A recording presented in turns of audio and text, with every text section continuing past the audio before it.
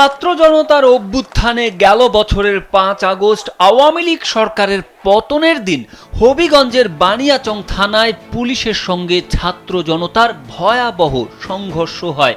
বিক্ষুব্ধ ছাত্র জনতা থানায় আক্রমণ ও অগ্নিসংযোগ করে সেদিন। এতে পুলিশের ৫৪ সদস্য থানার ভেতর অবরুদ্ধ থাকেন। পরে সেনাবাহিনীর সহায়তায় তাদের উদ্ধার করা হয়। ওই উদ্ধার অভিযানে ছিলেন জেলার অতিরিক্ত পুলিশ সুপার আমিনুল ইসলাম এবং উপপরিদর্শক মোহাম্মদ মাহমুদুল হাসান। জনরোষে পড়া পুলিশ কর্মকর্তা মাহমুদুলকে বাঁচাতে গিয়ে সংঘর্ষে জড়ান অতিরিক্ত পুলিশ সুপার আমিনুল ইসলামও।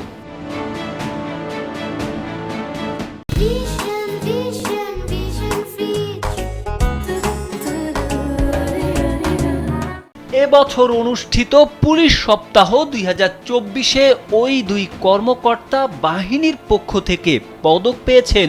অসীম সাহসিকতার স্বীকৃতি স্বরূপ বাংলাদেশ পুলিশ পদক বিপিএম পান অতিরিক্ত পুলিশ সুপার আমিনুল ইসলাম এবং সাহসিকতা ও প্রশংসনীয় কর্মকাণ্ডের স্বীকৃতি স্বরূপ রাষ্ট্রপতি পুলিশ পদক পিপিএম পান মাহমুদুল।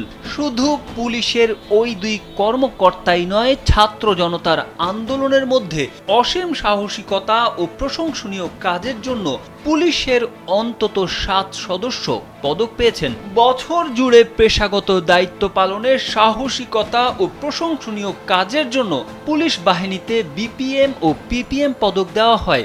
এই পদক পেতে নিজের কাজের বিষয় উল্লেখ করে নিজ নিজ ইউনিট প্রধানের মাধ্যমে আবেদন করার রেওয়াজ রয়েছে।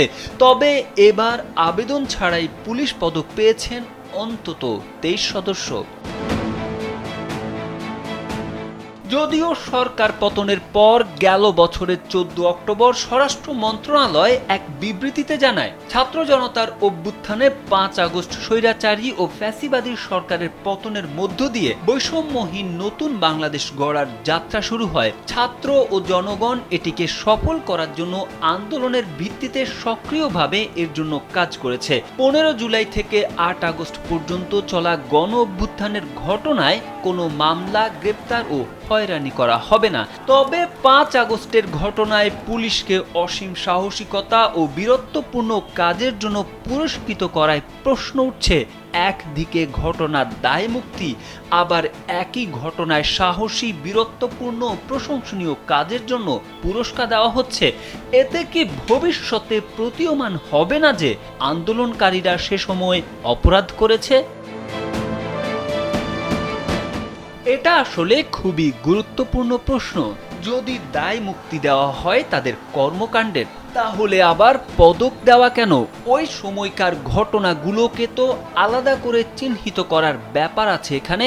আমরা যেটা প্রশ্ন তুলেছিলাম যে কে দোষী, কে নির্দোষ, কে জড়িত ছিলেন, কে ছিলেন না, সেই জিনিসটা চিহ্নিত করা খুব জরুরি ছিল সে সময়। তিনি বলেন, আমার মনে হয় এ ধরনের পদক দেওয়ার আগে সাধারণ নাগরিকদের কাছে এটা পরিষ্কার করা খুবই জরুরি ছিল যে তারা কি নিশ্চিত হয়েছেন পদক প্রাপ্তদের কে কোন ঘটনায় জড়িত ছিল আর কে ছিল না। ধরুন অনুসন্ধানে বেরিয়ে এলো যাদের পদক দেওয়া হয়েছিল তাদের মধ্যে একজন জড়িত ছিল আন্দোলন দমন হত্যায়, তাহলে তো রাষ্ট্রীয় পদকের পুরো বিষয়টি মকারিতে পরিণত হবে।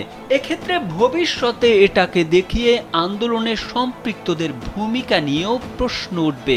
এরকম আইনের মারপ্যাচ আছে। তারেক আহমেদ, কালবেলা।